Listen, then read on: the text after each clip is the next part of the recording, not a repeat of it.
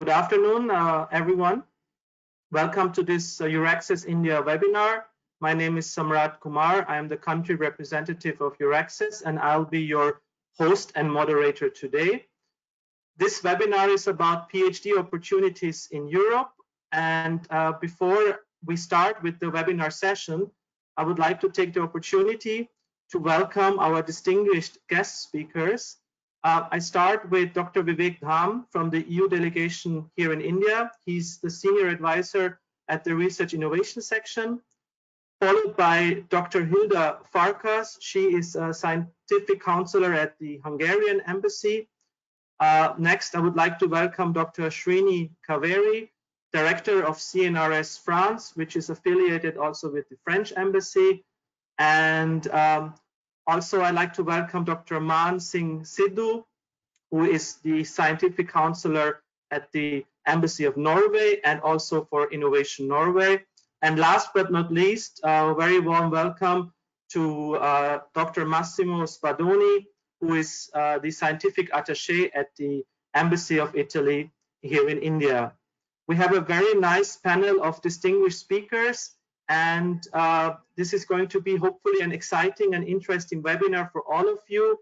The session will start with Dr. Vivek Dham talking about the Marie Sklodowska Action PhD mobility programs. These are EU-funded programs for students and researchers who want to obtain a PhD as part of funded projects. Dr. Vivek Dham will be our main speaker today. And we will have, after each speaker, you will have the possibility for a Q&A session. We want to keep it as interactive as possible in this webinar. So every speaker, after his presentation, there will be a question and answer session. We will try to answer as much as possible. We have a huge number of attendees here today. We're almost around 300 already, and I think more will join pretty soon. So if we're not able to answer all your questions, please don't be disappointed. You will have the opportunity to send your questions directly to the speakers. We will also, after this webinar, share the presentations with you as well of each and every speaker. So before we start with Dr. Vivek, with his presentation on the Marie Sklodowska Action PhD programs, the innovative training networks, we have also the honor of Ms. Tanja Friedrich's message to all of you. Ms. Tanja Friedrichs, she is the head of the Research Innovation section at the EU delegation. Unfortunately, Tanja could not join today, but she sent a video message for all of you. And I would like to play that if it's possible. We'll see from a technical point of view if we're able to play it. So I will just ask my colleague now to, if we could play that welcome message, the opening remarks for this webinar session.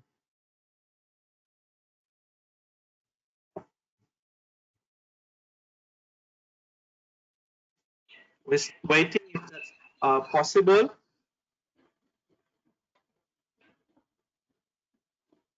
No, Samrat.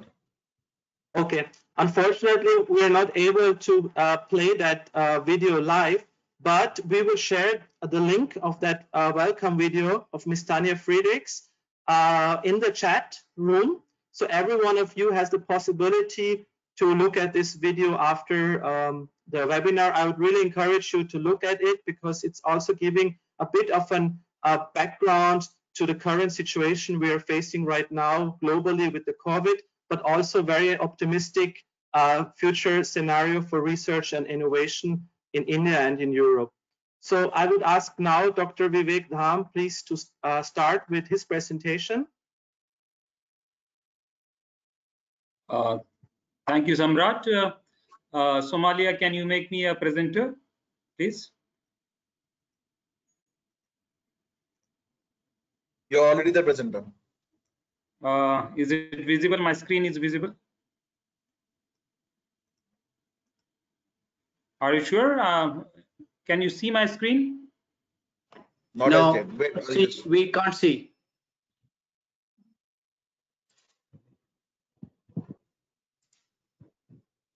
Please resend me the presenters option.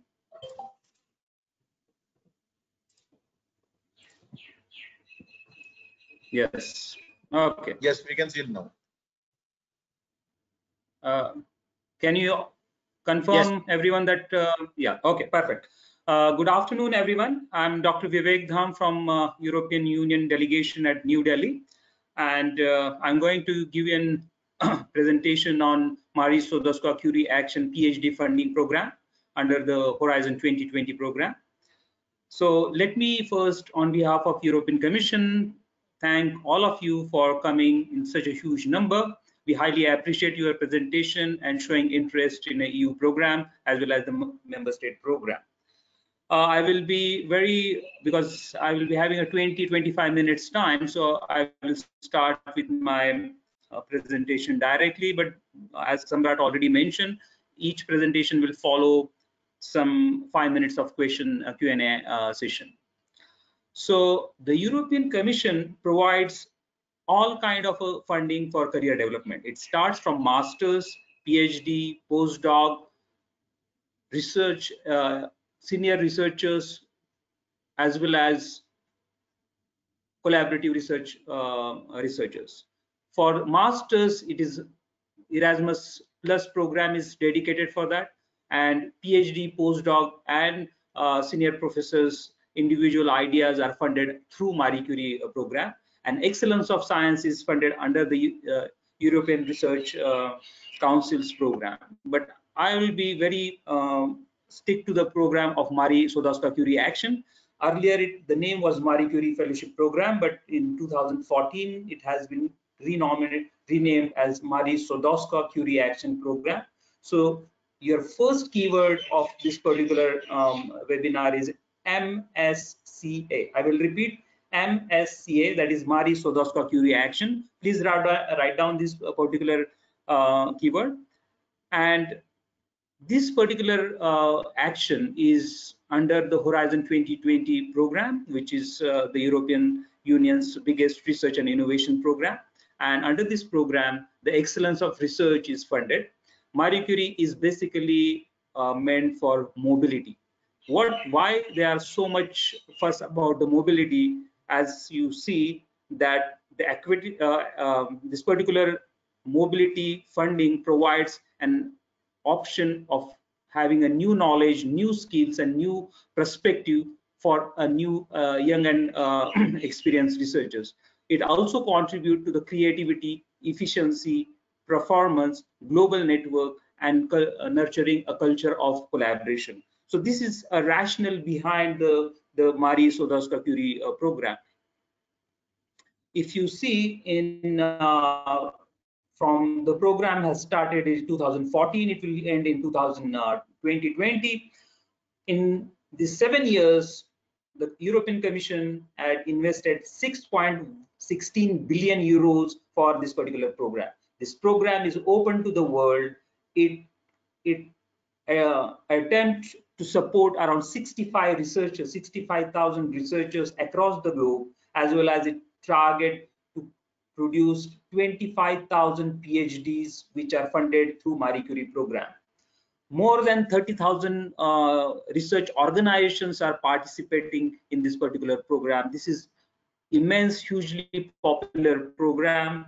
As you see, this program had the European Commission had consistently increased its funding in the career development and research development program. It started in EP4, EP6, EP's program. Now it reached to 6.5 billion euros investment. So when we are talking about Marie Sklodowska-Curie program, what is the main feature? What is the rationale behind this program? Because if you are writing to a Marie Curie PhD fellowship program, so please try to understand the logic, the rationale behind the program, because these are the things which has to reflect in your proposal, in your statement of purpose. So that is why it is very important to understand the philosophy of the program. So this program is, as I already mentioned, it is meant for mobility purpose, mobility across different sectors. It is mobility between the countries, sectors, organizations, disciplines. It provides and funding for excellent research in all the fields. And all the fields means all scientific and engineering field, as well as social sciences and humanities. It is a bottom-up approach. I will explain you what it means afterwards. It is non-academic sectors can participate. That is the uniqueness of this particular program. It is promoting and collaboration between business and academia. It is it is open to the world. There is no age barrier. At any career stage, you can join the Marie Sklodowska-Curie program. It is very attractive working and conditions, as well as very significantly funded program. It provides opportunity to each and every individuals across the world with a full social rights in Europe. It is very fairly evaluated, peer review process, so you can trust the outcome of this particular program. So under this program, there are 5 different schemes. That is, first, innovative training network, that is meant for doctoral trainings. Then individual fellowships, that is meant for postdoctoral fellowship. The program is right now open for the postdoc fellowship. Then research and innovation staff exchange program, that is meant for the collaborative research between different labs and institutions. Co-funding program and the night program. But today I'm going to focus only on Mariso ITN, that is Innovative Network Program. But if you are interested to know different scheme, please visit the Marie Sklodowska-Curie Action Program. All the schemes are very well defined over there. So as Samrat already mentioned, the focus of today's webinar is doctoral funding. So when I'm talking about the Innovative Training Network Program, this particular program is meant for training early stage researchers. Please note down, it is early stage researchers for excellence in doctoral and early stage training, provides skill to match in public and private sector. ITN expects expected impact, what they wanted to create, what they wanted to achieve by training you all is improve career perspective of each and every researchers, not only in Europe but across the globe. Please note down this.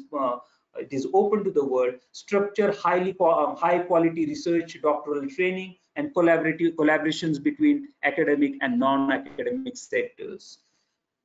This particular PhD is not a regular PhD. Please note down, the Marie Sklodowska-Curie program, PhD program, is not a regular PhD program. It has an entirely different structure. It brings this particular PhD program brings together organizations from universities, SMEs, public and private sector industries, research organizations, non-profit organizations, NGOs, all together to form a consortium and train a new generation of researchers. Please note down, new generation of researchers at early stage. So what is the ultimate objective of this particular program? This program particularly encourage researchers to explore multidisciplinary. Please write down multidisciplinary, interdisciplinary. These are the words, and this is what you need to achieve and try to reflect in your proposal and statement of purpose when you are applying for this. Because this is not only for a specific topic. What Marie Sklodowska-Curie program anticipate that the researchers should be interdisciplinary approach. It is career perspective at international level, intersectoral level, because as I said, the regular PhD you will end up with only at a particular university. But this particular program is a collaboration between academic, non-academic, and non-profit organizations. So you will be you will be having a research career in different sectors. It will give a training at different areas and different sectors. That is why it is called as a new generation of researchers. The knowledge, ideas, because normal researchers are only thinking about a research publication and up to certain extent a patent. That is what my generation had learned from the PhD. But now the entire research plan and the platform has changed. Is more translating ideas to a product, the ideas to a new policy. How can you do that? So when I was doing my PhD and postdoc, I was not formed in that way, but this is the new way of forming a PhD, that when you finish the PhD, you people will be having an approach of ideas that can translate into a product. How can you take that product into the market? That is the entire core of this particular program. When you are writing a proposal, make sure this reflects into your program, because this program will provide a transferable skills. What it means, the transferable skills, that means the skills like entrepreneurship, commercialization of results, intellectual properties, communications. These are the fundamental things which individuals need to acquire so that his ideas are transformed into a product which are useful for the society. What are the Marie Sklodowska-Curie funding schemes are? Basically, if you go to the EURAXESS website, you'll find plenty of funding opportunities for the PhDs. But today I'm going to only focus on innovation training and co-funding program.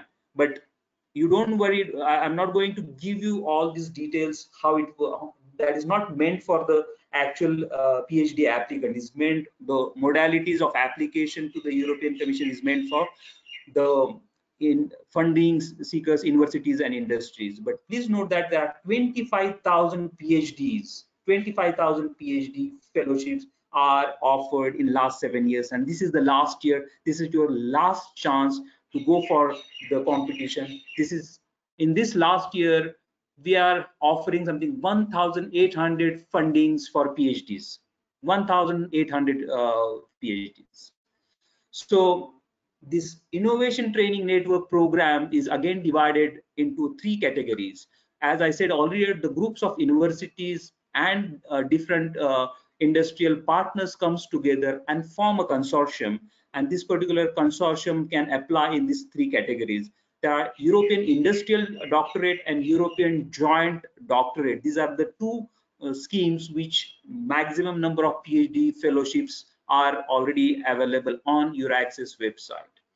So when you are thinking to do a PhD in Europe, it is not only a specific country, it is when these consortiums can be from different countries. When you are, I'm talking about the European Union, it meant for 28 countries and 16 associated countries. As of today, Norway is associated country. Dr. Mann is going to give you what Norway is providing, but you will be having an option of, on an average, 44 countries which can be explored as a potential host, which can host you. These are the list of countries who can host you as a PhD. Please remember this.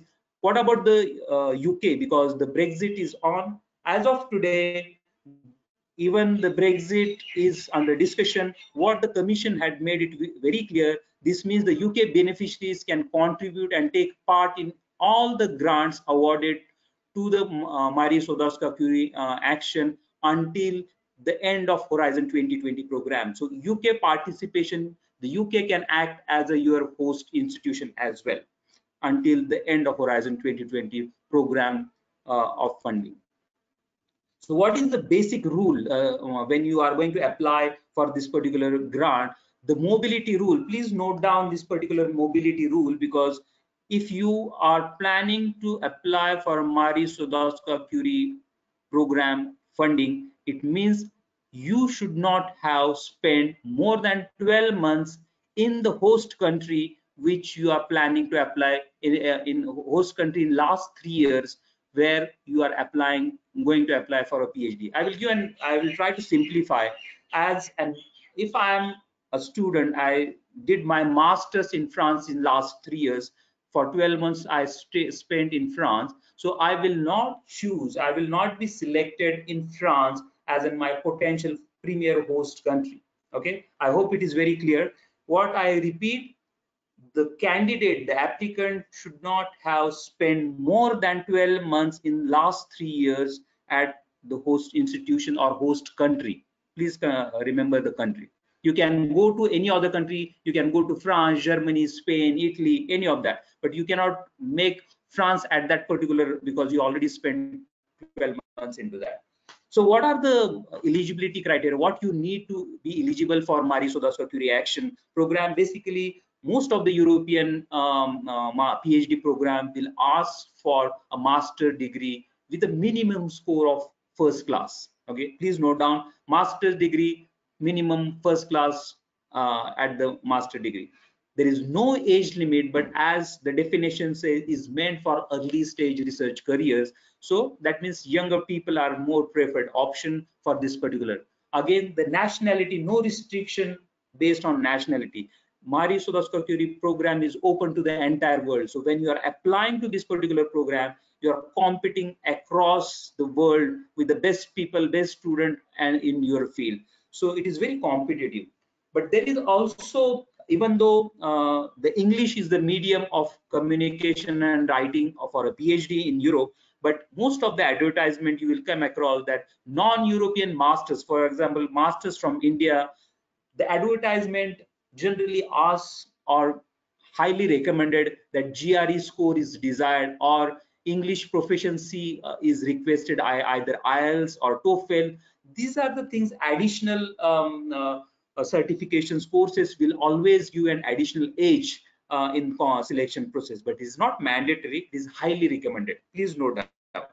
It is all depend on the advertisement which the university or the institutions is going to. So they are the one who makes all the specification, but I just generalize what is in broader line, what is requested or what is anticipated when you are applying for a PhD in Europe.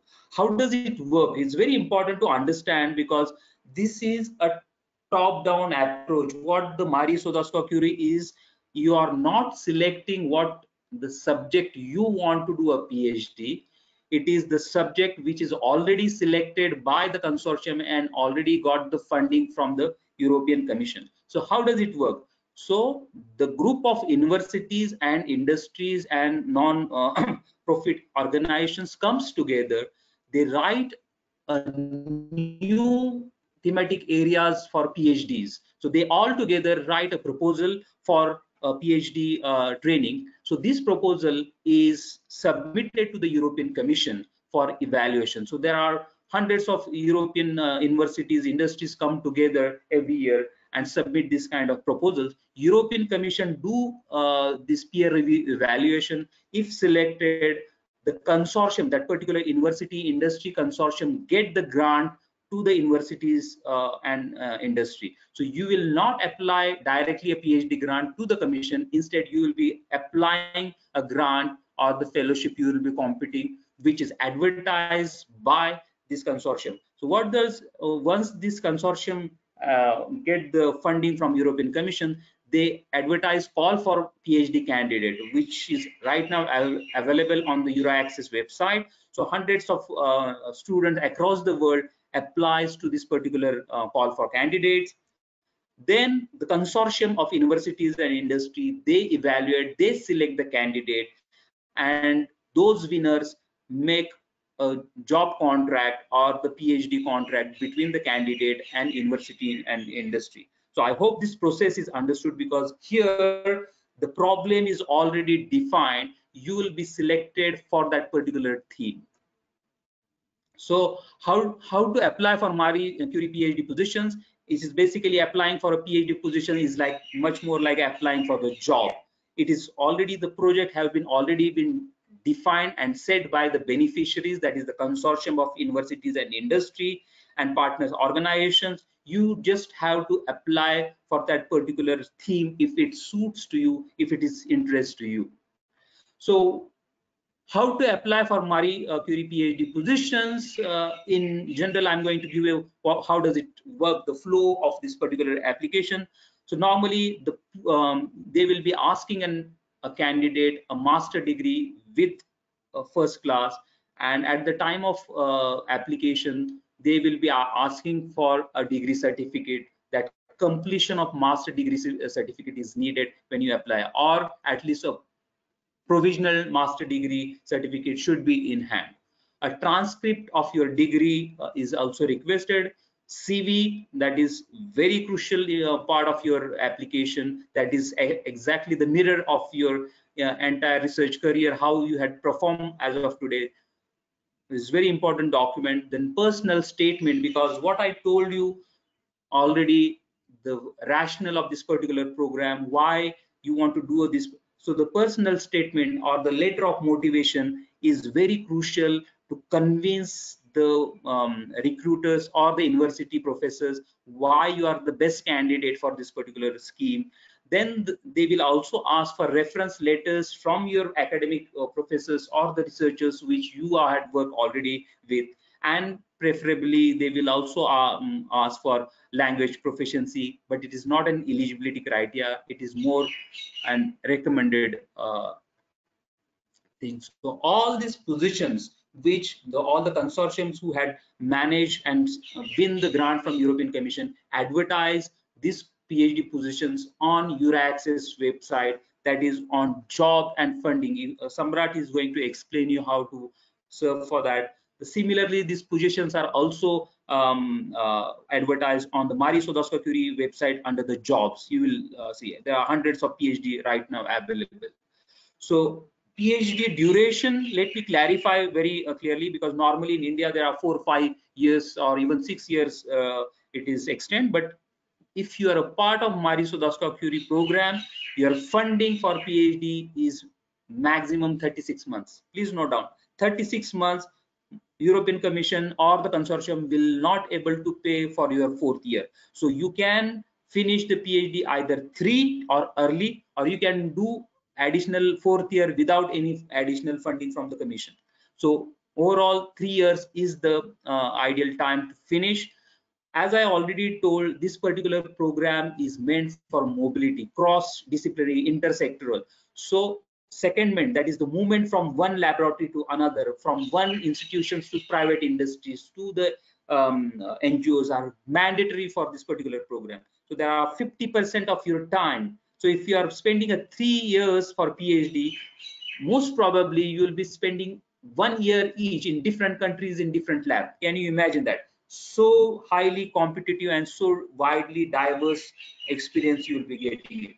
So please prepare for this kind of exposure, because these are not a regular PhDs, these are meant for a next generation PhDs.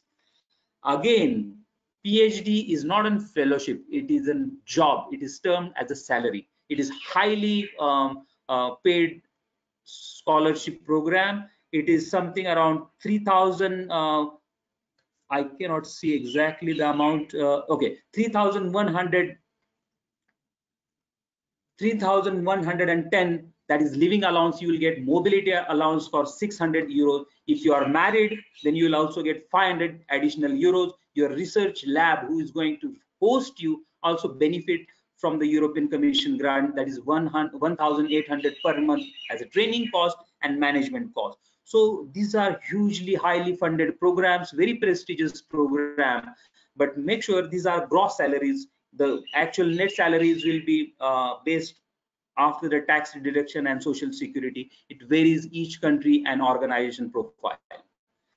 So when it comes to the performance of India, please note down that Indian researchers, Indian PhD are doing extremely well in Marie Curie. On an average, they are 15% success rate, but India ranked top. India ranked top amongst the non-European countries. Right now, there are more than 1,000 Indians who managed to crack the Marie Curie PhD grants. If you see the ITN, there are last data for December, I see that around 7,500 PhDs, 750 PhDs had managed to crack the ITN. There are 250 co-funded PhDs. So India is doing very well. The Indian masters are very well appreciated in Europe. So take an hint and courage from this data, where these Indians are going. So give you idea that they are going to UK, Germany, France, Italy, Spain, Netherlands, Belgium. All these are the destinations, but there are so many like Norway, Hungary. These are the best destinations. They are always underrepresented in India because they are smaller countries, but they have excellence. So please look at the broader 44 countries profile when you are selecting the PhD fellowship. Who can help you out? The EURAXESS is meant for assisting the young and Indian researchers for that. That is the mandate of this. Before I end with my presentation, I am just giving a few tips which are very crucial when you are preparing for yourself. Start early. As an Indian, we are very late beginners just a few days before we'll start. But doing a research, you really need to prepare yourself in advance. So prepare yourself in advance, decide what areas you want to be specialized, because masters is one a broader area, because you are going to do a super specialization. So please spend sufficient time, scroll down in different positions what kind of a specialization you want to do it, because this will be the bread and butter for your next 10, 15, 20 years. So make sure what is your area of interest, and accordingly you select for that. Spend time searching for potential supervisors. But in Marie Curie, these are already defined programs where the best institutions, industries came forward. So this is already solved in case you are attempting for a Marie Curie. Then think about your non-academic life as well, because it's not only about your research, but how you are going to, whether you are going to enjoy your life in that particular country. Please try to learn as many languages as possible. I always ask the Indians to go for either French, German, Italian. You additional language always benefit, so you can get acquainted with that particular culture. It's very important to understand, get involved in different cultures when you are outside. Do some reconnaissance, because this is like a war. You have to understand where you are going, what are your enemies, who are going to you are going to compete with, what are the type of people you are going to work with. So spend time understanding the lab, what are their specialization, what are their strengths, what are their weaknesses, what you can contribute to them into the lab. Do not put yourself to just one or two applications, because you never know. These are a very highly competitive environment. So try to make at least few applications in different countries, so at least one you have to select. Ask yourself what sort of program you are interested in. This is again and again, because this is the career defining moment when you will be selecting your areas, because this is your area of specialization till the end of your research career. Make sure you are prepared properly, because this this is 3 years. You need to have well acquainted with all the research techniques. So I always ask Indian master degree student to spend time in the national laboratories with the industries. Try get your hand dirty with the lab in the lab. Try to perform the field work as well, because you also need to understand there are two types of, there are certain areas where a lot of field work is required. I am an oceanographer. I spend 50 to 60% of my PhD work in ocean on the ship, because that was my passion, to spend time on the field. So you need to also understand what kind of a liking, what kind of preferences you want to do as a researcher. Ask questions to your supervisors, ask questions to your host institutions, the guide over here. Ask questions to the people who are already working in the lab. Talk to the postdoc people, talk to the PhD guys. These are very important to gather the information, and spend enough time for your actual application. That is the key of your success. I think I will stop it here. If you have any queries, please drop a line to me or Samrat, and wish you all the best. Thank you very much. Over to you, Samrat.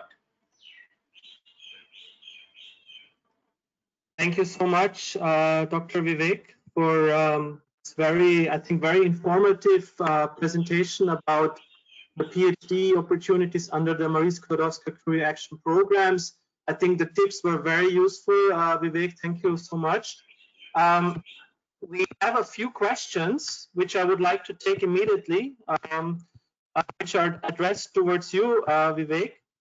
One question which I think is very general also for all the attendees is it necessary to have publications? Is that an advantage for getting a fellowship when you apply for the PhD? Is it necessary? Please repeat, because publications, how important are publications? Okay, so my thing is always, because any supervisor who wants to take the researchers, young researchers into the lab, so at the master's level, it is not expected that they are independently able to publish it, but their master degree dissertation is very important. That is the piece of sample which can convince the supervisor that the person has a writing ability. But always spend a time with the different teams in who are performing the research. Writing is a lifelong learning process. So always, as much as you can demonstrate how good you can interpret your ideas and data to the supervisors or the evaluation committee is always beneficial. The publication is not a criteria for selection, but if you have some, which is an advantage for you. Can I also interrupt for the same Yes, point? of course. Yeah. See, I'm a PhD guide. Okay, I have trained more than 30 PhD students in my lab in Paris. My name is Srini Kaveri. I'll be talking about CNRS and French opportunities in a few minutes, but answer to this particular question, yes, as Vivek rightly said, it is not a prerequisite. You do not necessarily have to have a publication in order to be selected. But if you have, it helps. Let me give one example. Many times when I hire PhD students from India, we are talking about India. The conditions and the situation is not the same when you are engaging a PhD student from France. It's different because you have an opportunity to see those master students in your lab sometimes or in the neighboring labs. But if I'm engaging a student from India, what is the guarantee that student, of course, he has a first class, he has 80%, 90%, everything is fine. But imagine during, as Vivek said, his masters or her masters, the student has already done some research, and that research has yielded a good dissertation. And why not a small paper, a co-authored paper? That gives you an idea that the student has a hunger to write and the ability to write, the writing skills. These are all important. One last example, and then I'll leave it back to you, Samrat. So when I engage a PhD student, I try to see a student already has a small amount of experience in a research lab. And there I know whether the research lab, the work done in the lab has yielded a publication or not. Thank you very much.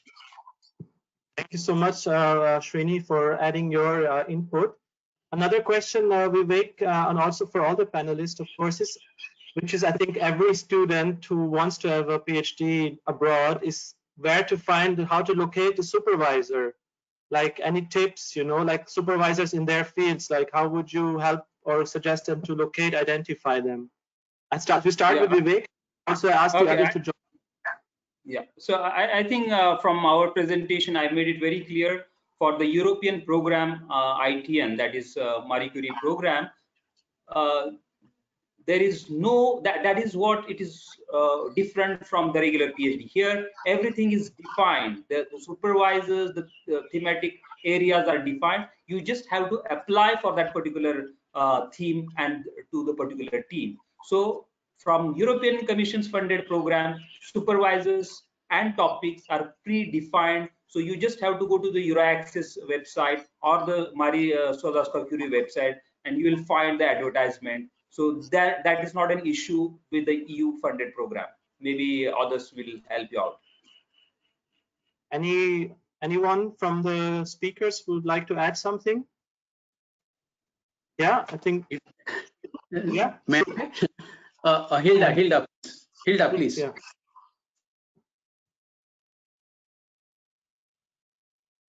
You have. Please unmute. Unmute yourself, Hilda. Yeah, is it okay now? Yes, it is okay now. So should I repeat? Or yes, please. Everybody heard. Yeah, so just one sentence. I will make you details how it goes in Hungary, because we have also special rules for that in some minutes in my presentation. Okay. I think one question which I really want to address to also Vivek and maybe the others know, it's about the pandemic, the COVID-19, and how it will affect in the coming year calls and fellowships. Do you see any trend already, or is it too early to answer this question for 2021? Okay, so I did ask this question before the webinar to the Brussels. What is the stand as of today?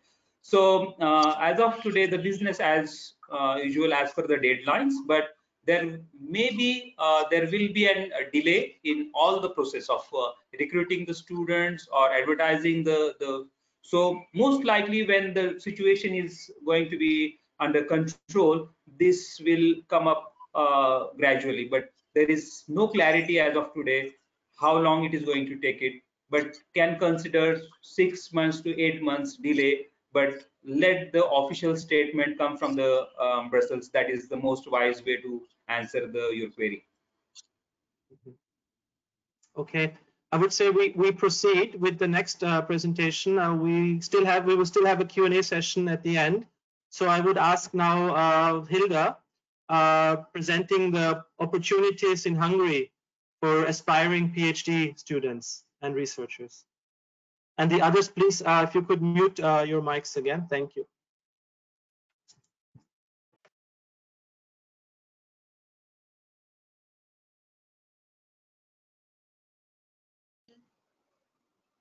Can you see my presentation, please? You have to full screen. Yep. Yeah, full screen. Yeah, the full screen. Okay.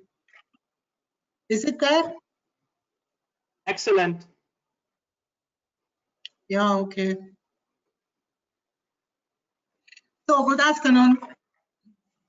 Good afternoon for everybody. My name is Hilda Farkas, Counselor for Science and Technology at the Hungarian Embassy in New Delhi. So today, this afternoon, very shortly, I would like to present the PhD courses and possibilities in Hungary. But first, I would like to say something about why you should go to Hungary. Because Hungary can ensure a European degree. And on the other hand, we have bilateral agreement with India, which can recognize the diploma on mutual level. So you have to be sure that if you have this degree from Hungary, you can use it here in India as well.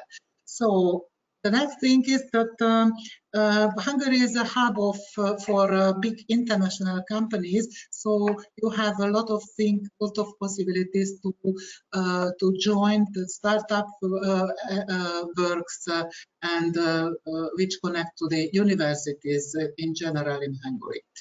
And the next thing is that we have a very good price and value ratio in Europe. So your study is especially can be cheaper than in other countries. Hungary is the third most popular Erasmus destination in Europe for the Indian students. I will explain a little bit more about this. And the last thing is that Hungary is safe to have a study, and it is very good environment, friendly people, and we are warmly welcoming you if you can come to Hungary. The organizers asked me to show something about the top universities. You will get the links here.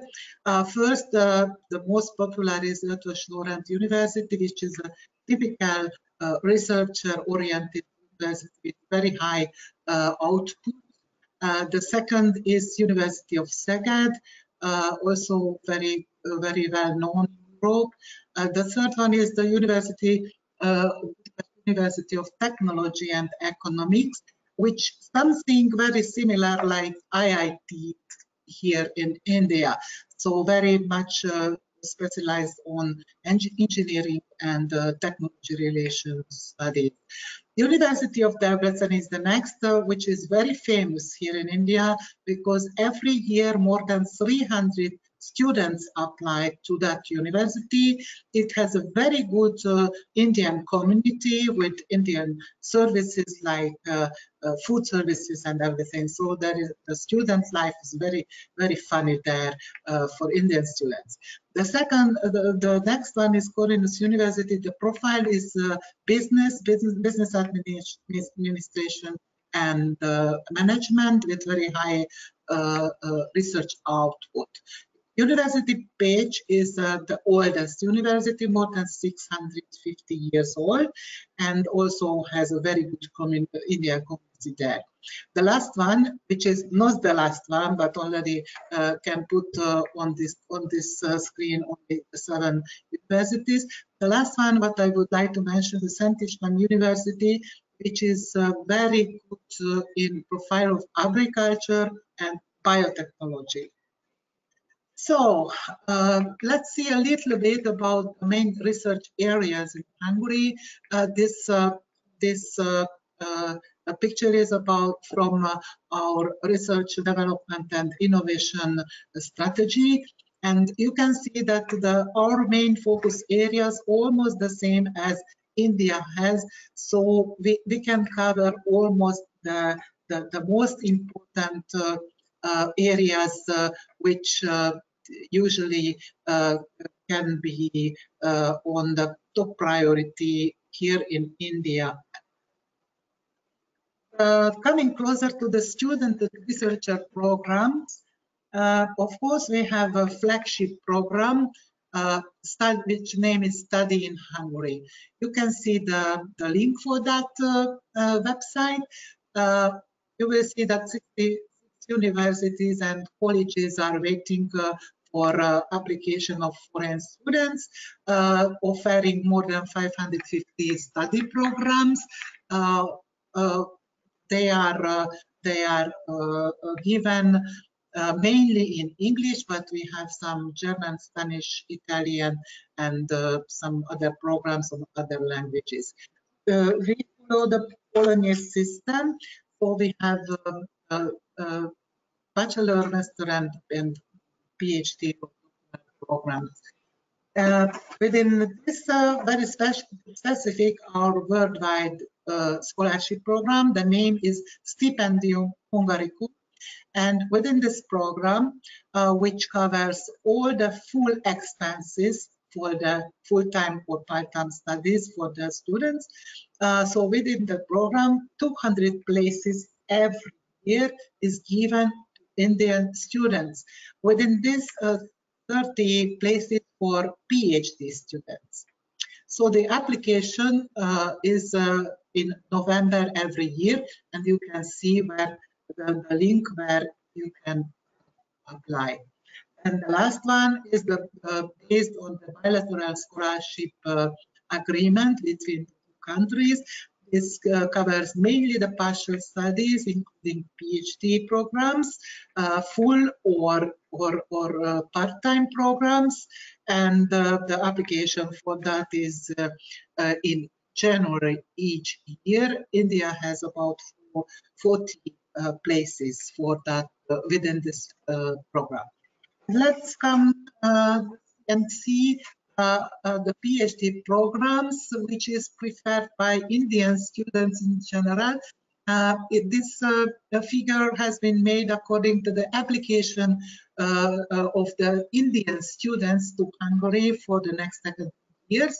You can see that the higher number of the application came to the University of Technology and Economics in Budapest, followed by University of Szeged. Szeged is out of the capital, but very strong in physics, in mathematics, and also has a very good medical school. And the third one is University of Debrecen, Santishman University with the biotechnology and agricultural issues, and the last one is Ötvös-Loránd University. But of course, on the figure you can follow more famous universities, which was preferred by the Indian PhD students for the next academic years. If we look into the programs, this is also a figure about the application by Indian students to Hungary for the next academic year. And you can see that biology and environmental issues, sciences are on the top, followed by business administration and management. This is the second highest application number. Informatics are also very much popular, and Hungary is very strong in informatics and information technology. The agriculture and biotechnology also very popular, and the chemistry and chemical engineering.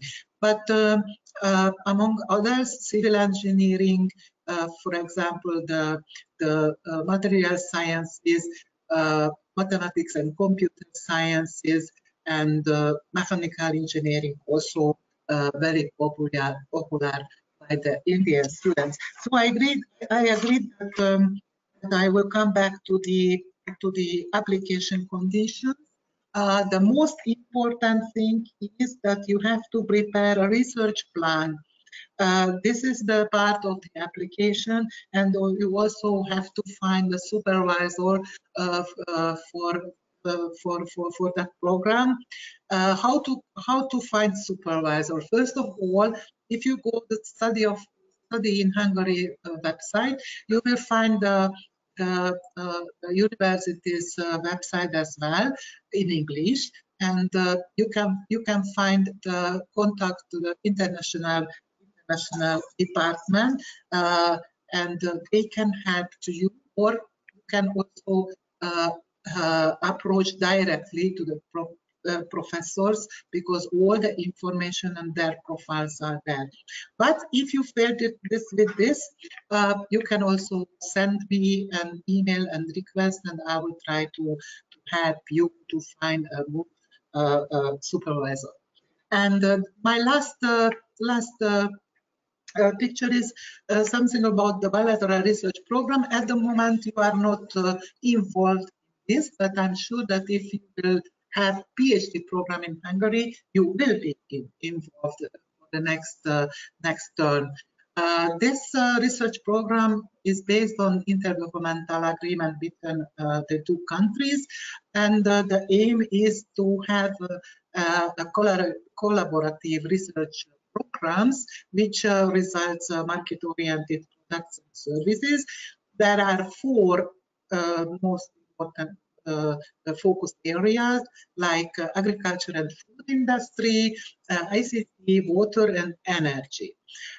This is a bilateral program. The Indian partner is TST, and the call is published in every second year. The next one will be in end of December, and you can also find the link for the publication TST website. So this is all about Hungary, but I would like to mention that Hungary, as the member state of the European Union, we are happy to receive students and researchers by Erasmus program, by Marie Skłodowska-Curie actions, and also the European Research Council. So my presentation is ended. All my contacts are there, so please do not hesitate to contact me. Thank you very much for your attention.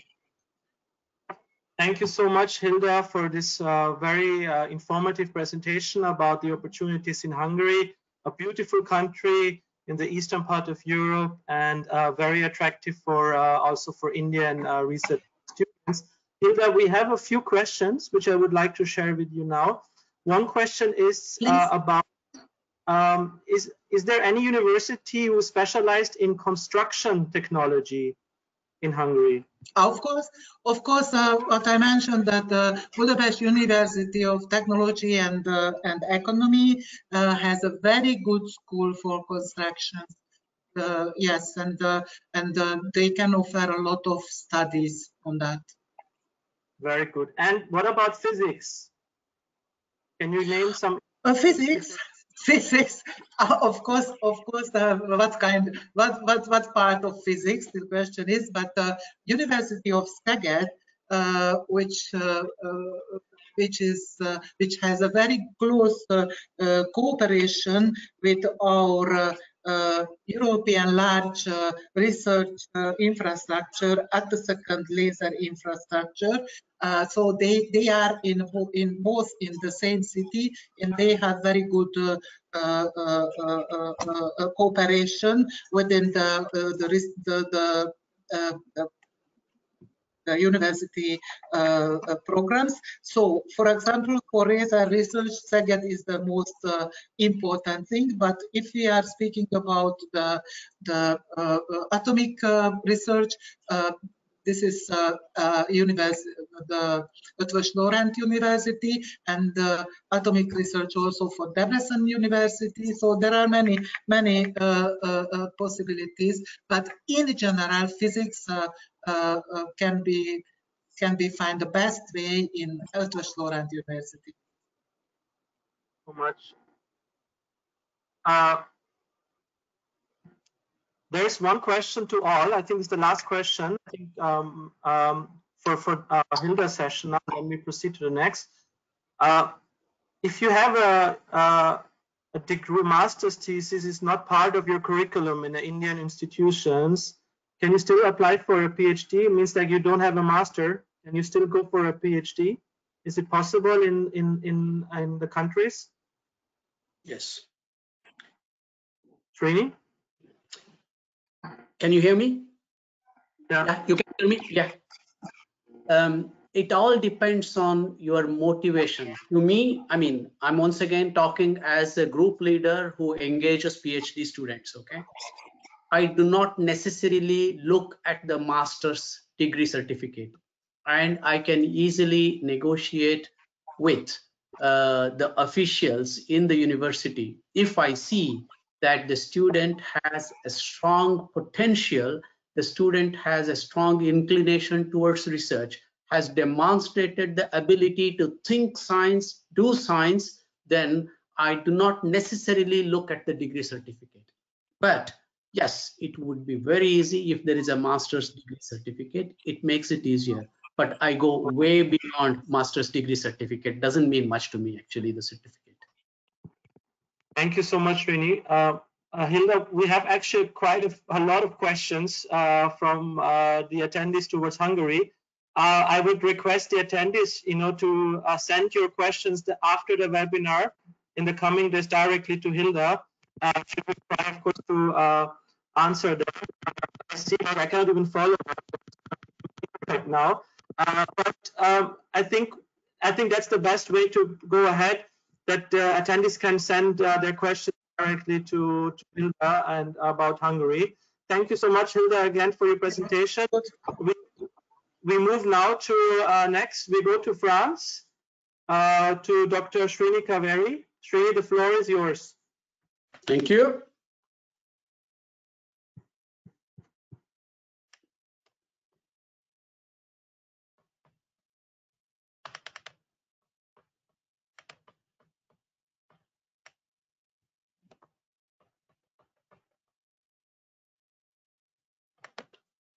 Do you see the screen? Can somebody answer? Not yet. Well, I have turned it on.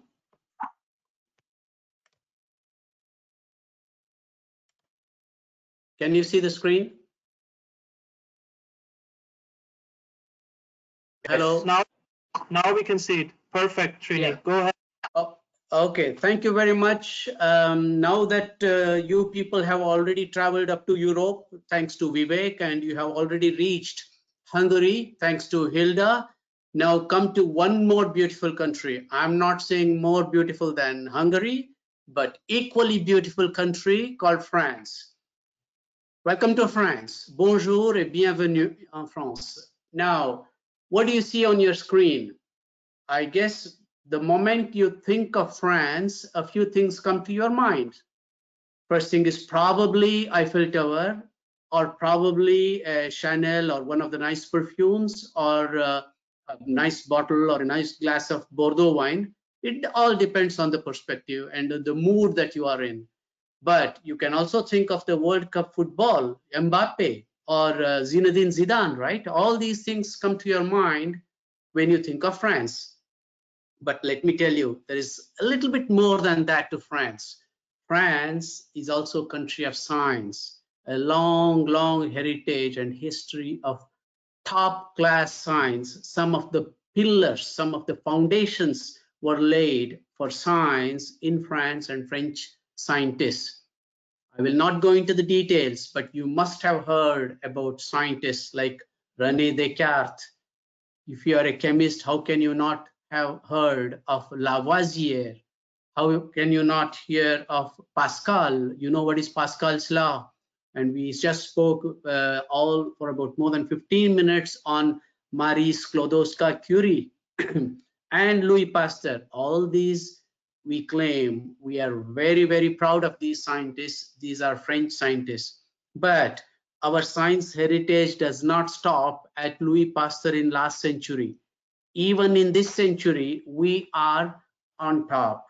French research is absolutely on top because we spend more than 2.24% of our GDP, 48 billion euros on science. And we are ranked 4th as highest index of impact in the world in our publications.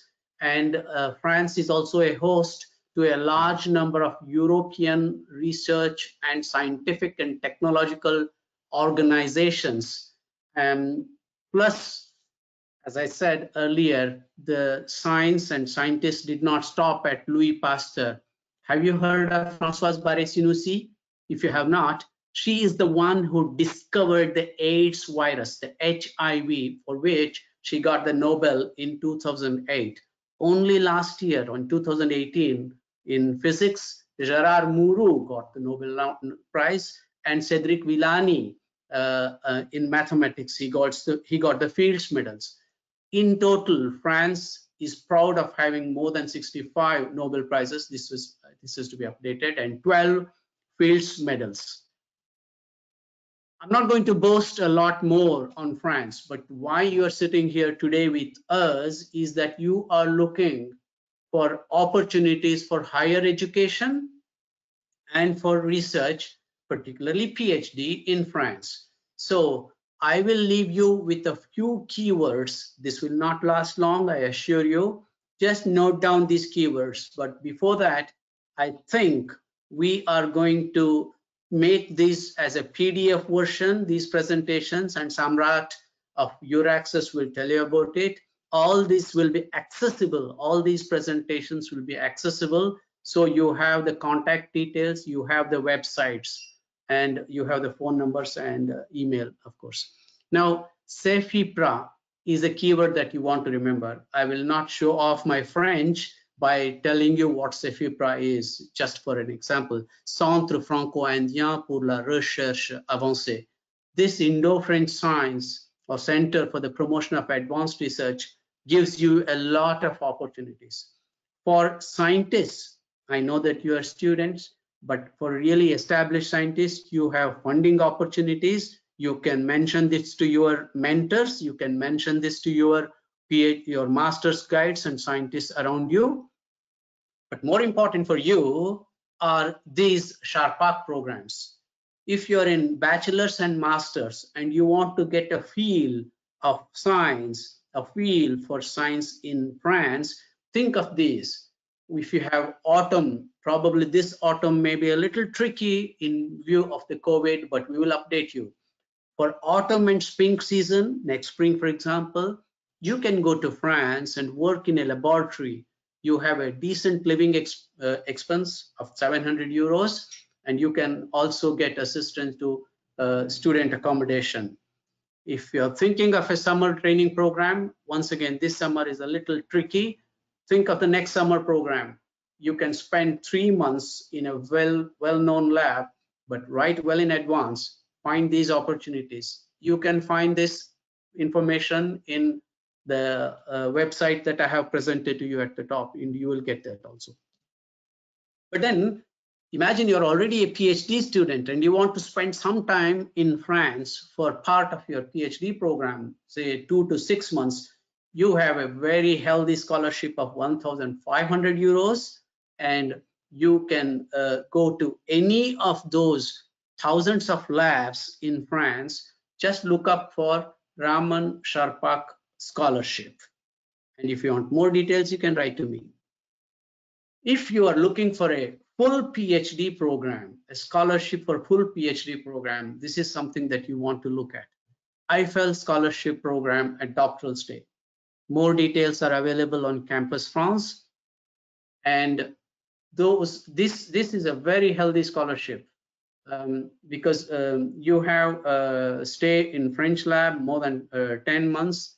And there are not many applications from India that are coming. And do think of this, and this is called Eiffel Scholarship, a very attractive scholarship. Some practical questions. Vivek already answered these. PhD program in France lasts only for 3 years. So you have to be very, very performing and compact in your work. Very rarely we extend it, but then there should be solid grounds for extension. However, in social sciences and humanities, there is a tendency for the PhD program to last longer. And you need a master's degree, as I mentioned earlier, but depends on the cases. Sometimes we can bypass that, very rarely. Do you need to know French language? Not necessarily. If you want to do PhD in France, you don't necessarily have to have a knowledge of French language. But if you are doing in social sciences and humanities and linguistics and subjects like history, geography of France, it's better to know French. I mean, how can you dig into French history without knowing French language? It is a little difficult. So it is better, and it is very beneficial to have some language skills. But then imagine if you are going out to get a baguette or a little croissant, it's always nice to speak a little bit of French, isn't it? Or you fall in love with a girl or a boy, the language, I mean, I'm talking about French boy or girl, and the language may help a little bit, not necessarily though. Okay, now think of research, okay? Forget boyfriend, girlfriend, think of research. If you are thinking of research in France, these are the research organizations that you want to think of. You have CNRS, CEA, INRIA, INRA, IFROMER, don't worry, Institut Pasteur, INSEM, there are many, okay? I'm leaving this slide with you. Just type these words, you will get a lot of information about these. It is very likely that if you are looking for a PhD program, there is a 50 to 60% chance that you may be looking at an organization called CNRS, Centre National de la Recherche Scientifique. If you had not heard of this organization, I can forgive you until today, but after today, you know that there is an organization called CNRS, and it was created in 1939. We celebrated 80th anniversary last year. Just around the Second World War, it had broken out, but still the French government went ahead and established one of these most prestigious and powerful research organizations in the world. We cover practically every branch of science. There is no branch of science that we do not touch. Therefore, if you are looking for a PhD, as there were some questions earlier to Hilda, chemistry, physics, mathematics, environmental science, ecology, biological sciences, humanities, computer science, everything, earth sciences, everything you can find in my organization, and I am the representative of this organization. We are good. We published on an average 43,000 publications. We are first on the ERC Council ranking, Nature ranking, Schimago ranking. My organization itself has 12 Fields Medals and 22 Nobel laureates. This is CNRS for you. I'm going to leave you now with a few keywords. European Union, obviously, EURAXESS, Samrat, plus CNRS, that's my office. Two other keywords, CEFIPRA and Campus France. If you go through these, you will have answers most of your questions regarding PhD in France. And if you want to know more, you just go to this website, and if you click this, you will have my website. You will see all about CNRS, but don't worry about that. I'll not waste your time right now, and I'll close this particular screen and then go back to okay, fine. So I'm ending here. Thank you very much.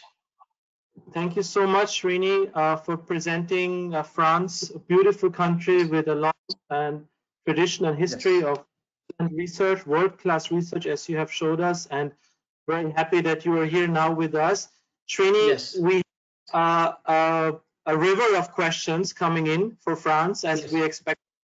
We are selecting a few general ones, which can fit into for all the attendees. The other questions, which are very specific, we kindly ask the attendees, please send them afterwards to Dr. Srini. You have his email. We will also share his presentation. One general question, which I think is also relevant to the others, Srini, what are the job opportunities after doing a PhD in France for Indian researchers, students? Yeah, good.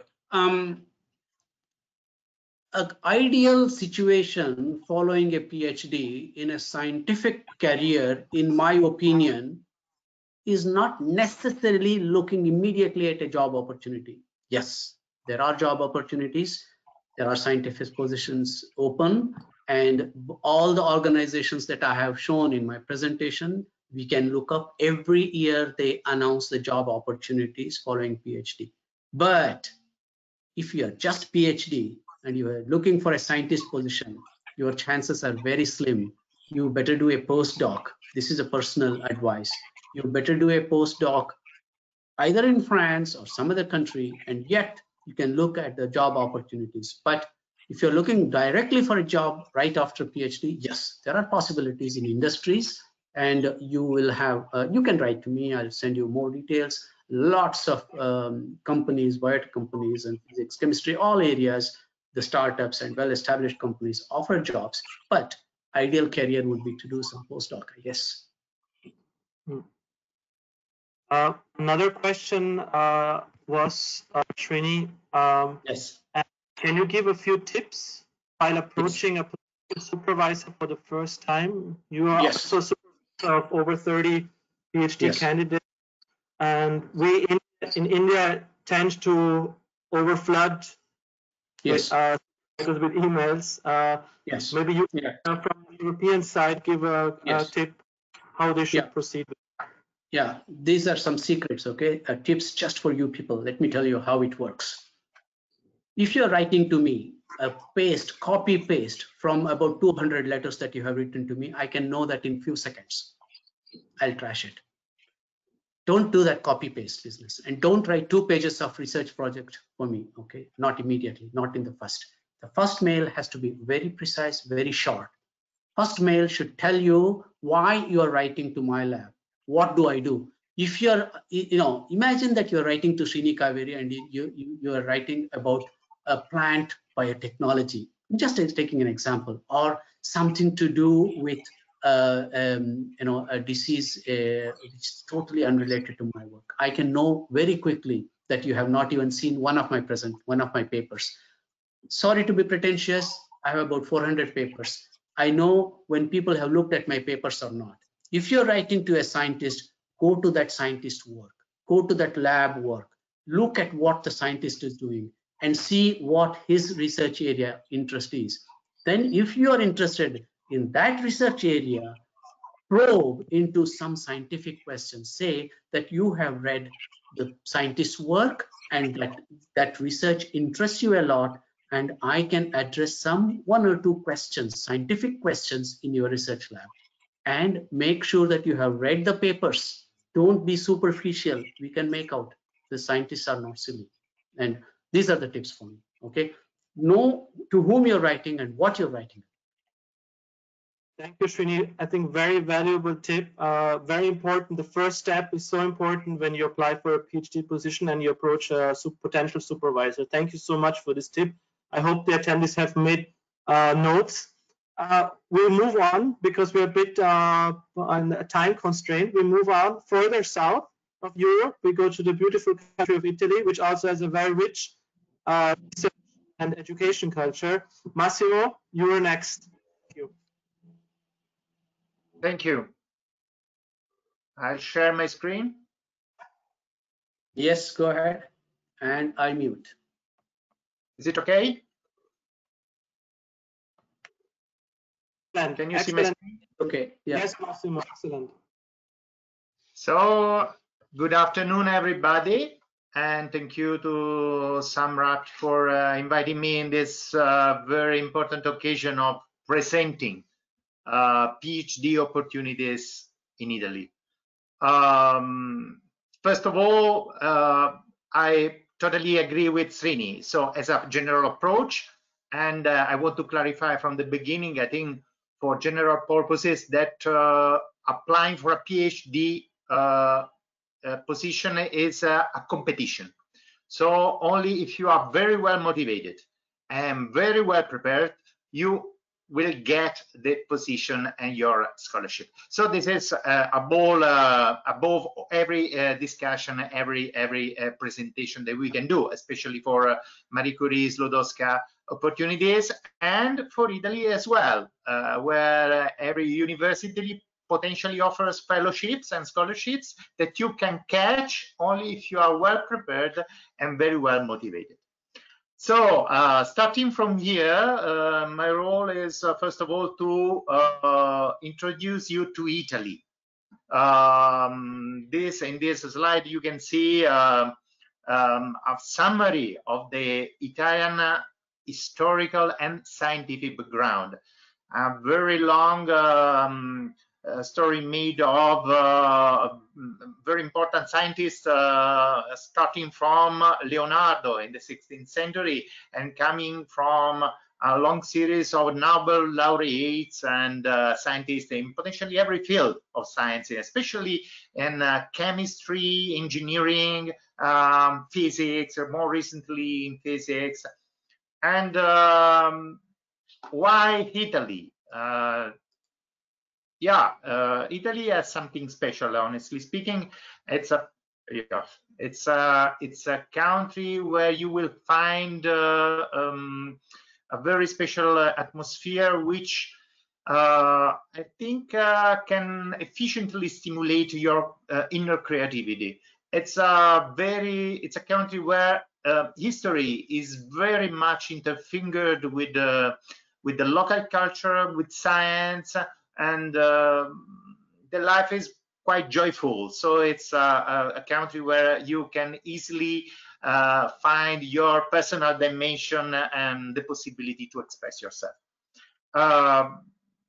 These are a little bit of figures about Italy. 51 UNESCO World Heritage Sites, more than any other country in the world.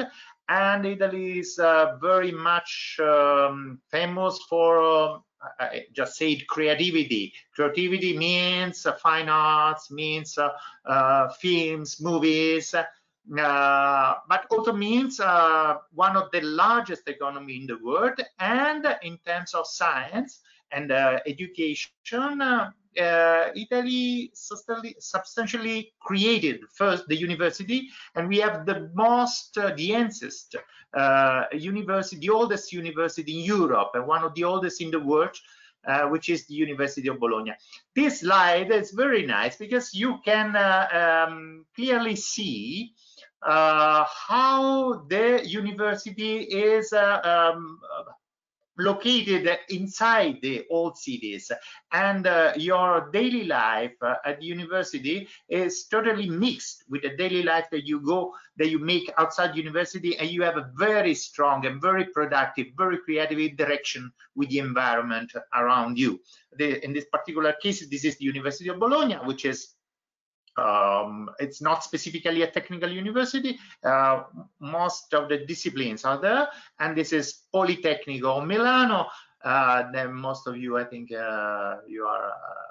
you know this university, which is one of the most important technical university in the world, especially for subjects like engineering, ICT, architecture, and so on. Before speaking specifically about PhD in Italy, let me show you some, let's say, areas where Italy is particularly strong in the field of science. You know about engineering, you know about architecture. This is robotics. This slide shows you some of the Italian outcomes in the field of medicine and robotics, engineering applied to medical science. In the field of new materials, we discovered a series of very important new materials, and especially I would like to highlight that Italy is #1 in Europe in circular economy. So this capacity of, let's say, transforming, reusing, finding new ideas in order to recycle materials and processes, it's something that it's connaturated, they say, inherent the Italian brain, let's say.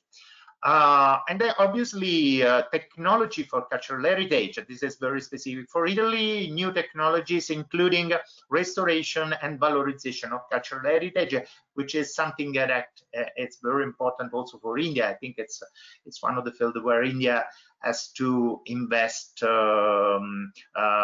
its energy in the future. Food and nutrition, food processing, and sustainable agriculture in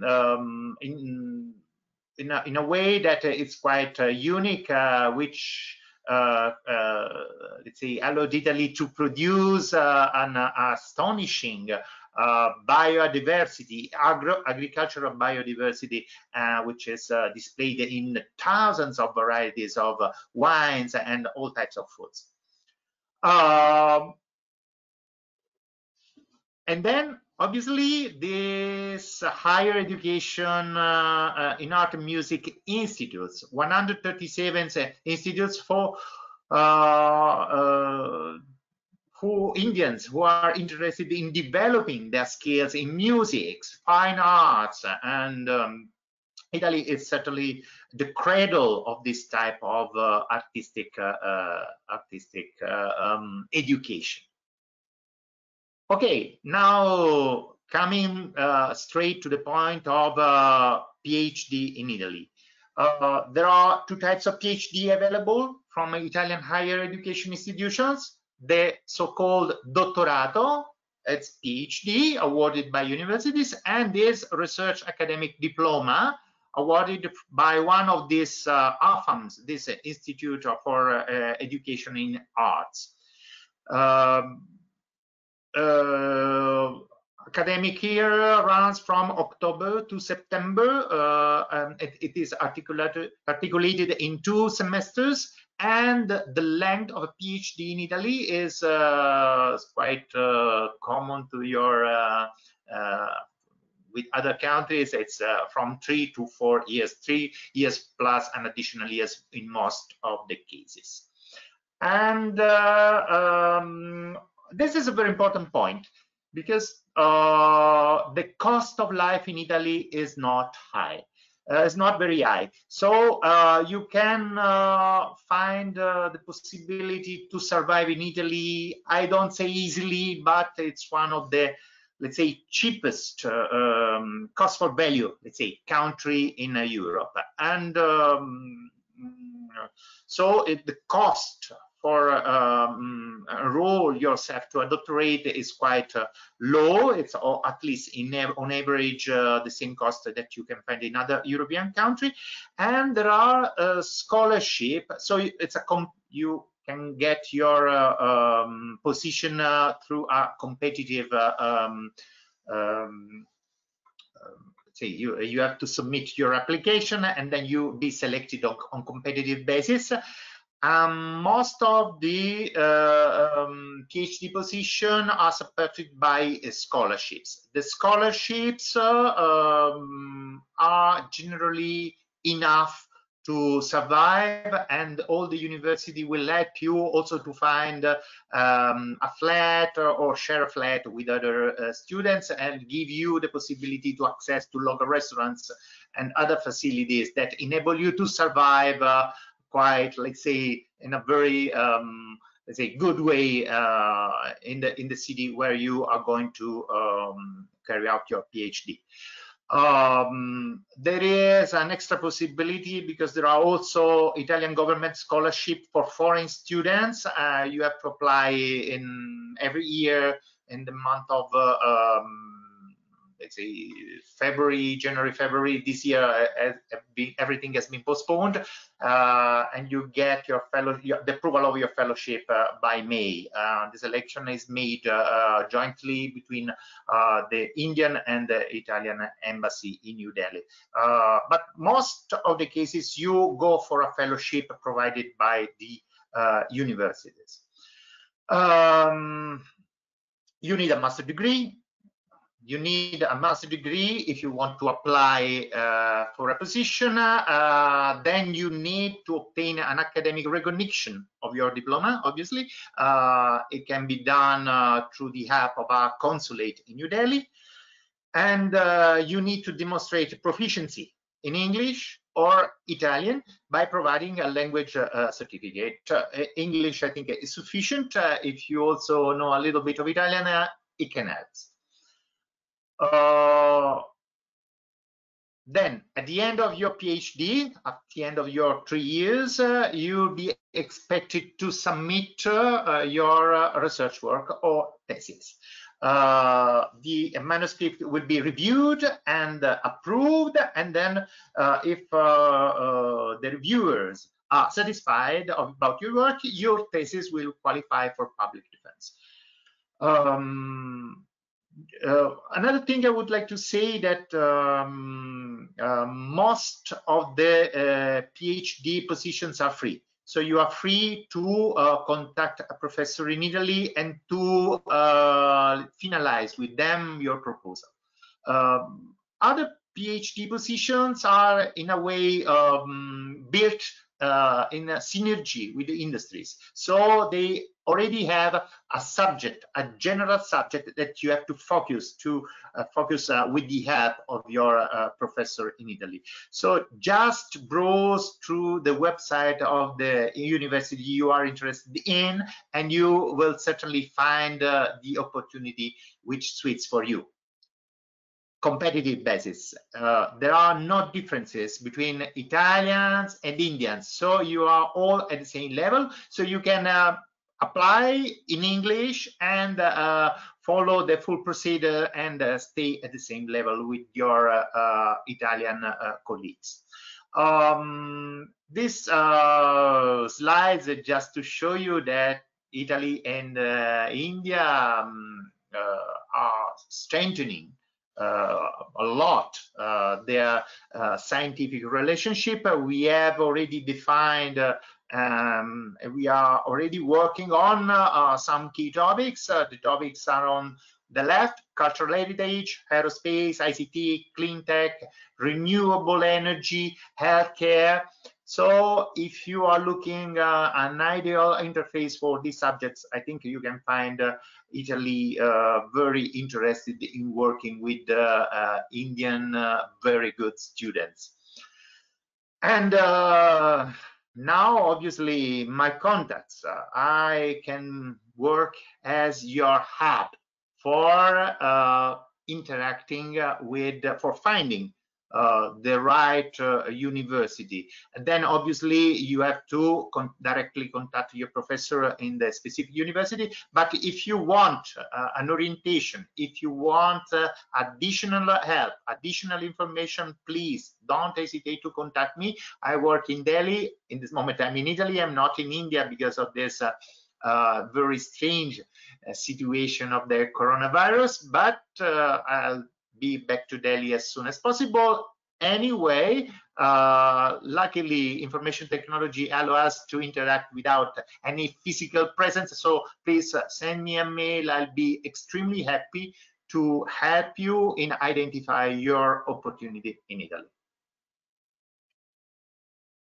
Thank you so much, Massimo. A very well structured presentation, very clear about the opportunities, also the fellowships which the Italian government is offering to foreign students. We're missing you very dearly here in India. We hope you will be back soon. We have also many questions, specific questions for Italy, which I would suggest, as you said, the attendees to write to you, and you can be as like a facilitator and maybe direct them to the right institution. There is a question, for instance, about computational drug discovery, opportunities for that. I think those questions can be sent to Massimo, and he can help you with that. One question which I think was very pressing for Italy was, we know that Italy has been one of the hardest affected countries in Europe with the COVID-19 pandemic. How is the situation? Are universities open right now? Are they taking in applications? Can one send applications, PhD applications? Yeah, that's true, Samrat. Italy has been hit first among the European country, and probably is one of the first country who's coming out from the situation. I see, I've been myself surprised because Italy reacted very well, and the university system also very quickly adapted to this new situation. So now, basically, thank you to these IT facilities that we have, lessons courses are going on very well. Situation, obviously, it's quite different, but we didn't face any particularly slowdown for the university. I don't think there will be any particular drawbacks for the future PhD position in Italy. No, I think they're coming out very well. And to give the information on our EURAXESS portal, we see there are many PhD positions right now being published from Italian universities. So the university system is flowing very well. It's going on very well in Italy. So there is no concern for Indian students not to apply and try their luck with Italy, right? So Massimo, another question to you, and also maybe to the others. What are the opportunities to do a research stint in Italy or other countries before applying for a PhD? Are there opportunities also to go for a short research stay? We didn't touch upon that, but I think there are. Maybe you can tell from the Italian perspective. And I see Man is also pointing his thumbs up. A period of research before a PhD. Yeah. Are there like opportunities? Well, I don't know. This is it's a matter of personal interaction that you can have with your professor in Italy. Obviously, if you are very much, Srini explained it very well before. So if you are very well interested in one specific topic and you are very much dedicated on that, and you open an interaction, a dialogue with your counterpart, with a professor in a specific laboratory, I certainly can help on this, to do this. And then I think you can ask for a period of research there. Obviously, it's quite difficult to have an experience if you don't have a master's degree before. At least you have to have reached your master before. But then it's possible. Yes, it's possible. It's possible. And I think also for the other countries, there are possibilities. And it's, of course, you have to identify and look out where you have the chances for those kind of short-term research stays before for the PhD. Massimo, mille grazie. Thanks a lot. We move on to our last but very interesting country, Norway. We go far north up of Europe. You see how Europe is diverse, but at the same time, we are very coherent when it comes to PhD opportunities. Man, the floor is yours. Please share your knowledge about Norway and what opportunities do we have for PhD students, candidates. Thank you.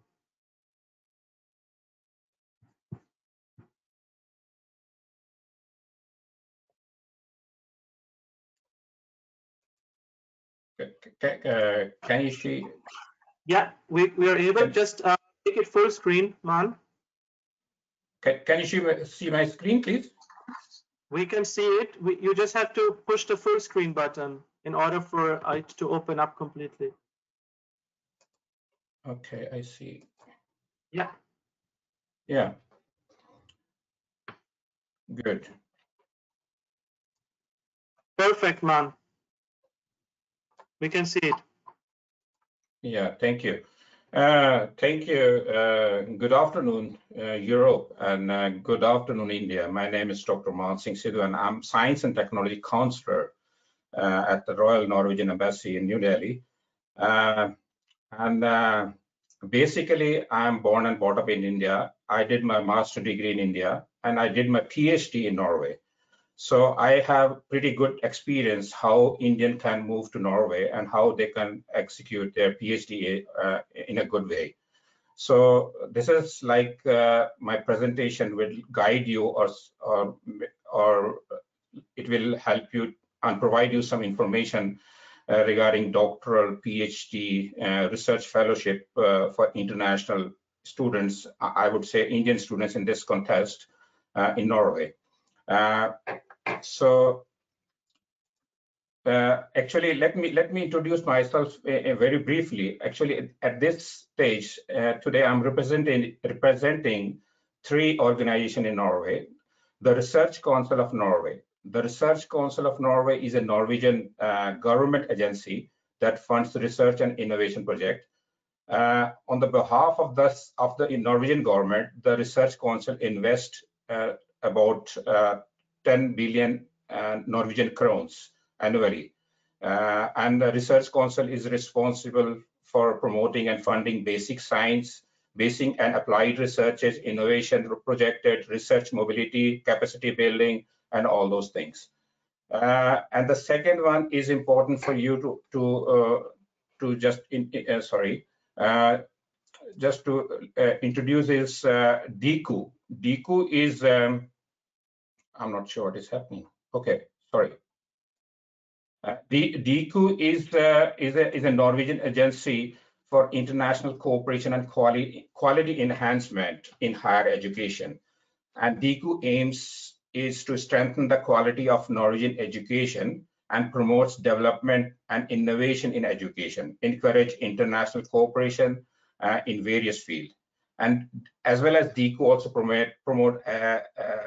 promotes the international institutional education, cooperation, student mobility, internship with industry, and so on.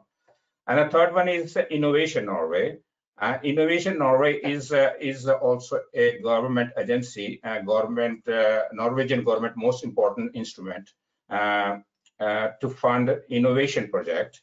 And we support Innovation Norway actually basically support the businesses and covers all sectors.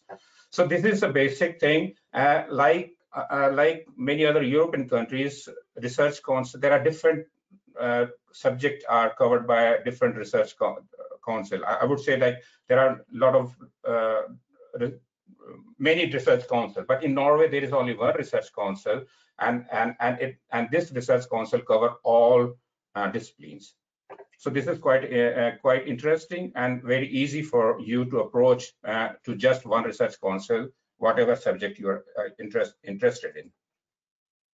Let me introduce with one recently launched a Norwegian government strategy for cooperation with India. It's called Norway India 2030. You can upload from the net, and it is available there. And this is very important when it comes to the last bullet point. If you see that we are also focusing and prioritizing area of cooperation with India when it comes to research and education. And what are the priority area when it comes to India is like ocean technology, maritime sector, transportation, and all those things. Energy, environment, energy is very important for Norway. Climate and environment is very important. Global health is one of the important area where we are going to focus in upcoming months with when it comes to bilateral or multilateral cooperation with India. I have listed few of the best interest research areas. It depends on actually how the evaluation one uses to identify this list. but and how you categorize this. But it is rather safe to say that these are some best research areas, to my knowledge, could be of interest for Indo-Norway cooperation, or you as a PhD student who are looking forward to apply or opportunity in Norway. One is like ocean technology and marine science. Norway has a huge ocean area. It is covered by, I think, it is I think 3 times more ocean as compared to the land area in Norway. And the country is world's 2nd largest seafood nation after China, and has tremendous potential for further ocean harvesting and developing ocean industries, ocean technology, aquaculture, blue bioeconomy, marine litters, to name some. And second important area of interest for you to know that we are focusing a lot in renewable energy. This is because Norway has solid base of expertise in renewable energy like wind and solar energy. We have got expertise in environmental technology, excellent universities and strong clusters. We have got several science parks and business incubators who are continuously working together with PhD students in many areas. We have also public funding available for the further development of knowledge and expertise for testing new technology in ocean areas, renewable energy, and petroleum energy, you name it. So at this stage, we are looking forward to have some kind of hydrogen, electric mobility, grid energy storage, and so on, because maybe some of you already know that Norway is the first country where electric vehicles are promoted, and it is #1 in when it comes to number of electric vehicles in the world. And we are focusing a lot in circular economy. We trust, or we encourage, we promote zero waste in Norway, and we are finding some technology innovation, innovative ideas, collaborating closely with industry, like sustainable use of resources is essential for Norway. And we are having a lot of Norwegian technology used for reducing marine pollutions, making biofuel from plastic, for example, just to name some. So there are different areas are also maybe of interest for you who are looking forward towards Norway, like geology, petroleum technology, climate change, maritime and transport, clinical medicine, just to name few. Why to do PhD in Norway? It's a good question, because Norway is a small country with just 5.4 million people, and in the past 10 years, the world expenditure on R&D has grown by double. And Norway has also the same rate. Norway has expended over 75 billion of R&D in 2019. I repeat, 75 billions of R&D crowns of R&D in 2019. So it is still accountable for more than 2% GDP, and we are the government has set a target for R&D expenditure for 3% of GDP by 2030, and we are looking forward to that. Norwegian families are very friendly, well regulated, educated, equality based, and Norway, as you know, that is a district has a distinctive position between Europe and Arctic. It means it can offer specialized training of research in areas such as marine research, energy, environment, climate change, circular bioeconomy, medicine, health, food, communication technology, biotechnology, nanotechnology, and all those things. So and Norway is regularly ranked as a country with best quality of life in the world.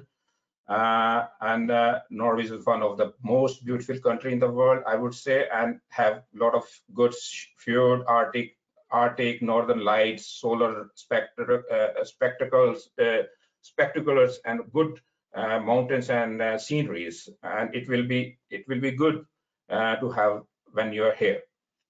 The one thing I would also like to inform that Norway is a Norwegian-speaking country, but English is widely spoken to an excellent standard in Scandinavia. So if you are English speaking, so it's okay for you, but most of the things courses are English, but Norwegian, to communicate with Norwegian students, so it is good and advisable to learn Norwegian there. And yeah, and the one thing I would also like to inform you that there is no tuition fee here in Norwegian. When it comes to Norwegian higher education system, PhD researchers are considered as employee, and you as a doctor PhD student will earn as a doctor salary and considered as an associated worker right, and will be given as an associated worker right in Norway. So this has already been said in one of my previous colleagues have mentioned this. In Norway, there is number of doctorates candidate has increased and by 25 years, I think. So if you compare 25 years ago, there were like 500.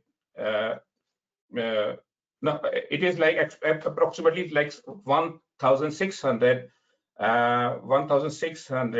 PhD students who has completed in 2019, and there is increase when it comes to previous year by 2%. The main reason behind is that the growth are that more women and more foreign students obtain their PhD degree in Norway. And there was one question regarding research and open access and we in Norway we promote Norwegian open access publishing of scientific article in open access, and we have more than doubled in 5 years. In 2018, 2/3 of all Norwegian articles were published in open channels. And if you see this graph, so India is the 4th largest nationality group to come to Norway when it comes to Marie Curie Action Program. So there is a lot of opportunities from India for Indian students who are looking forward to find opportunities for PhD or higher education in India, in Norway, sorry. There are some figures I have listed here that approximately over 1,500 people who has defended their PhD at different Norwegian universities and university college in 2019, and this is like about again 19 more people who has defended compared to 2018. The important thing is to be noted is that 50% of all PhD in 2019 was completed by the foreign students, foreign citizens, and in 2019 the share of PhD with foreign citizen increased with most within technology and natural sciences in Norway. And I have the numbers for 2017 for a PhD student who graduated here, and if you see that 27% have completed their PhD in 2070 were from Asia, and this is very encouraging figure. I think those who are interested to do PhD here. This has already been said previously, but there is also some funding opportunities through Marie Curie Action Plan. This will be very well known, and it is good for your CV and being a Norway associate country. So you can also apply to Norway. And it is open for all scientific fields. So I won't repeat this again because Vivek and Samrat and some other colleagues have already said briefly on this. Where you can find positions for Norway. So it is EURAXESS is the position where you can find most of the positions are funded for 3 years, as mentioned before. Yes, and I have like some few keywords. I think this could be important for you to note down, that you can explore and find more information when you are looking forward to have PhD position in Norway. Like we have a website called EURAXESS Norway, similar to like EURAXESS India and EURAXESS EU. So we also have EURAXESS Norway, where you can find more information. And we, like Marie Curie Actions Program, we have Research Council of Norway, the only research council who funds for basic science and in all disciplines, innovation projects. And when it comes to Research Council, I would say that the Research Council, they make calls for fundings, and people they just people from either from industry or from research universities and research institute, they make a project consortium and apply for funding.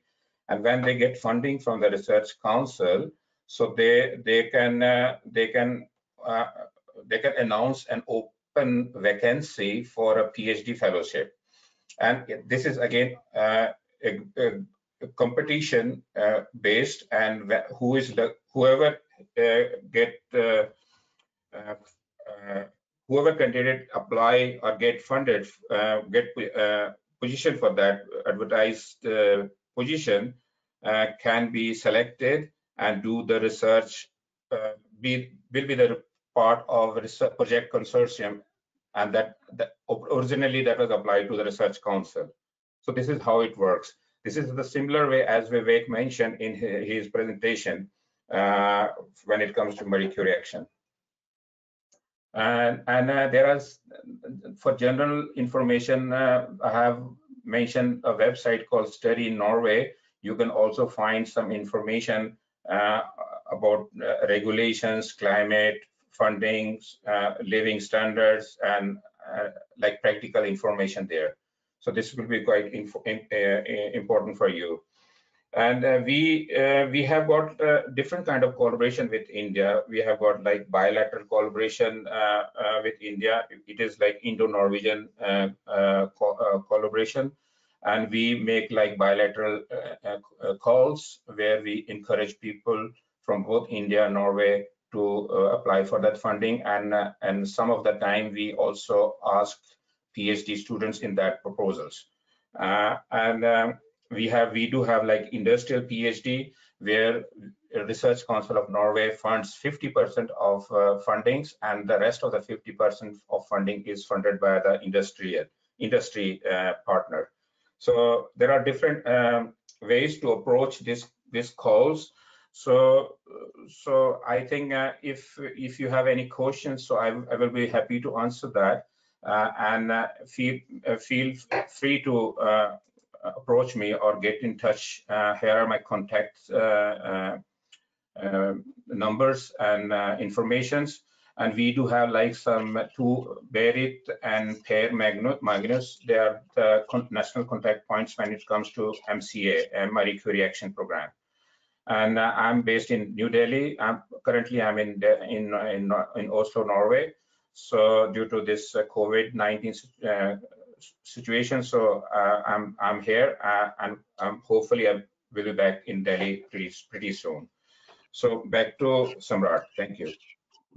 Thank you so much for a very good overview about the opportunities, research strengths of Norway, and also what a common interest between India and Norway are there in research, and also the PhD opportunities. And especially I'm very thankful to you for bringing the Marie Skłodowska Curie Actions presenting a very impressive figure that Norway is a very attractive destination for MSCA students.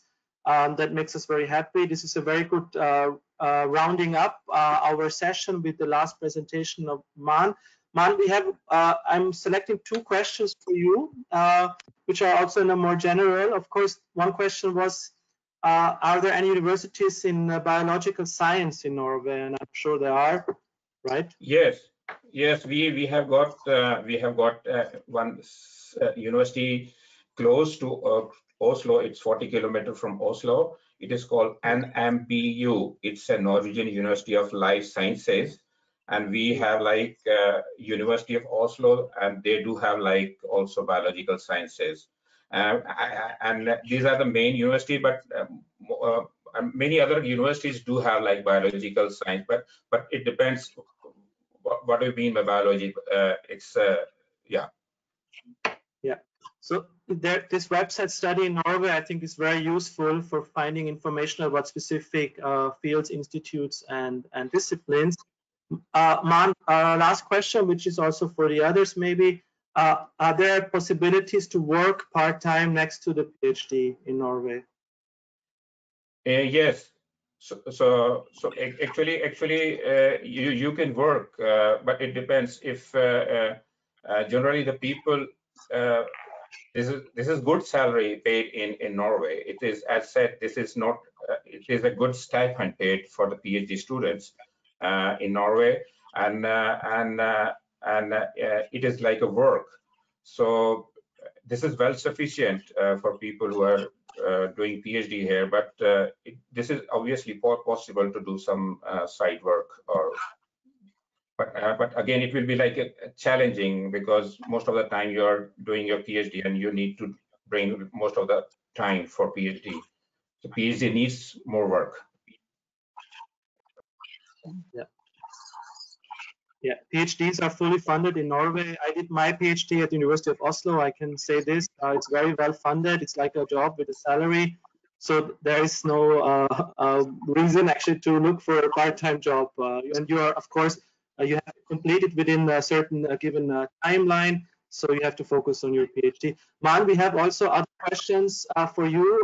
You have shared your email ID in the presentation as well, and we will also share the presentations with your contact details, so you can also facilitate students' inquiries to regarding a PhD.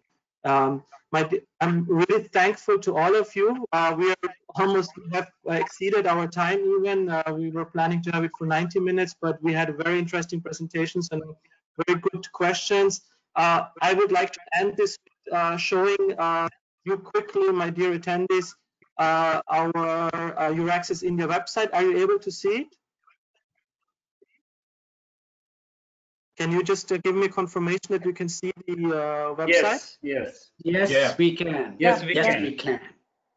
Most important is that here we have EURAXESS India, where you find open current calls, Marie Curie calls, but also within the different member states and countries in Europe. We regularly update them also with events, different webinars. One important feature you have also in terms of finding relevant publications, EU policies and EU-India collaboration. But most importantly, if you go to search for job offers on the EURAXESS portal, where we annually announce 60,000 job vacancies, you can see we have different fields, research, you can engine tools, I mean. Let's go for country, and we can, for instance, go to France, which was one of the and we see that here we have at the moment over 1,000 vacancies for researchers in different fields. And like this, you can see in software engineering, we have postdoc positions, PhD positions. So here you can go to our engine tool and look according to your research field. Research profile means if you are an early stage researcher, you can look for according to your research stage. The sector is very important. We have national EURAXESS websites, as Man told, EURAXESS Norway, EURAXESS France, where you find national information about the country, we provide you assistance with also moving to the country, and you can contact our officers in those respective countries. You just have to type into EURAXESS France, you will be directed to that. So we have national portals, and the India, the EURAXESS India site is very good for you to look up and sign up for, because we will provide you with weekly flash notes, information about upcoming events, open calls, which are maybe relevant to your field, and also other information regarding EU-India policies, but also regarding the COVID situation in Europe. What you have to do is just to sign up here, press this button, and once you press it, you have to register for free here, free registration, and you will get put in your email, and you will get a confirmation with a password. And what you have to do then, once you have created your account, please go back to the EURAXESS India site, and here you will have the possibility to subscribe. You subscribe to our site and you become a member for free, and you get access to all this information which we have been presenting you, and much, much more. So I really encourage you to become a member of EURAXESS India and use our India portal, but also you can use the EURAXESS national portals, which are in more than 40 countries. And we have, as I said, we have a database of annually 60,000 open job positions, which we publish here across Europe. But also we have over 1 lakh members. You can also connect with members, researchers globally through the EURAXESS portal. So please, we encourage you to do that. Also for career development, we have also a lot of tools and webinars and events for you to develop your career internationally. Don't forget to sign up. We're reaching the end of this webinar. I would like to thank all speakers for coming into this webinar. I think it was really successful. We had a very high number of attendees. Still, we have over 200 people watching us right now, which is, I think, very good. Dear speakers, thank you so much. And we will share the presentations soon after this webinar with all of you, and also the email IDs of the speakers, as I have mentioned. Thank you so much again. Have a nice afternoon. Have a nice weekend. And yeah, see you soon.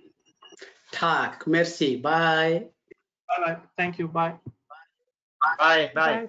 Ciao, ciao, ciao.